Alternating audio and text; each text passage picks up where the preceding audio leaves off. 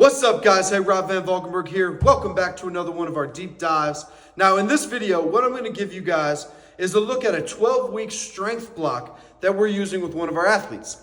Now, this individual has gone through an 8-week preparatory phase where we did 4 weeks of GPP and 4 weeks of what we call strength introduction, where we're trying to raise their training level to a height high enough that we can then give them a very challenging 12-week training cycle with the goal to develop as much strength as possible. So when we take that strength and develop it into power as we ramp up to his season, we can do so with a high level of strength, which gives us a very high end result with our power development, which if we're looking at training an athlete, training power is going to be the number one way that we can help them transfer what they do in the weight room to what they do on the field. Now, again, as I mentioned, we did 8 weeks leading up to this. So this athlete is very ready to go. The way that I'm going to do this 12-week cycle is I'm going to break it into 3 different training blocks.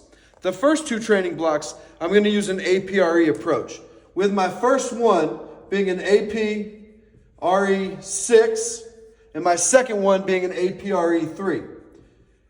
Now, if you're not familiar with APRE, I suggest you buying the book, reading it and studying it. It is a great way to kind of auto-regulate the weights that you choose, but also a great way to kind of gamify how we're going to push ourselves in the weight room, with our last couple sets being very challenging and something that an athlete can really push themselves in terms of how much intent they drive with each set. So we've got our first 8 weeks being an APRE 6, dropping down to an APRE 3.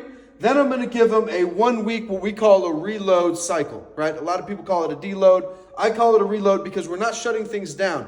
We're going to continue to train, but we're going to be strategic in the amount of volume and the amount of effort that we're going to give this athlete. So we've got a 1 week reload, with the goal being to try and create a little bit of a super compensation effect as we roll into our last 3 weeks.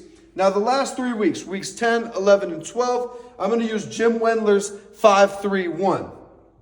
So I'm going 5-3-1. And again, just like on the APRE, if you're not familiar with this, I encourage you to check out Wendler's research on this. It is a phenomenal way, again, to gamify how we're going to push these athletes so that they can see the most results possible. And at the end of the day, I think both the APRE and the 5-3-1 is a way that we can make training fun for an athlete, rather than just saying, hey, we're going to do 6x5 or however you want to break that rep scheme down.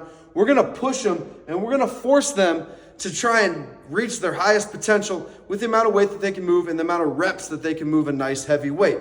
So weeks 1 through 4, we're going APRE 6. Weeks 5 through 8, APRE 3. We're going to do a 1 week reload cycle. We're going to try and super compensate, leading into a 3 week 5-3-1 training cycle. Now, if we do all this right, by the time that we get to this point right here, they should be as strong as we can get them over the course of these 8 weeks. Now, what I would do is right after this, I would put in another reload week. Again, not a totally down week, a week where we can allow the body and the central nervous system to reload. And then I would get into power development from there. So this is just a template that we use that I think is going to be highly effective for this individual athlete.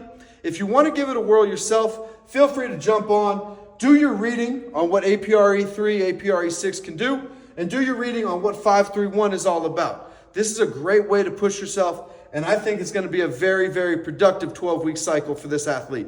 As always, I hope this video helped you, and I'll see you on the next one.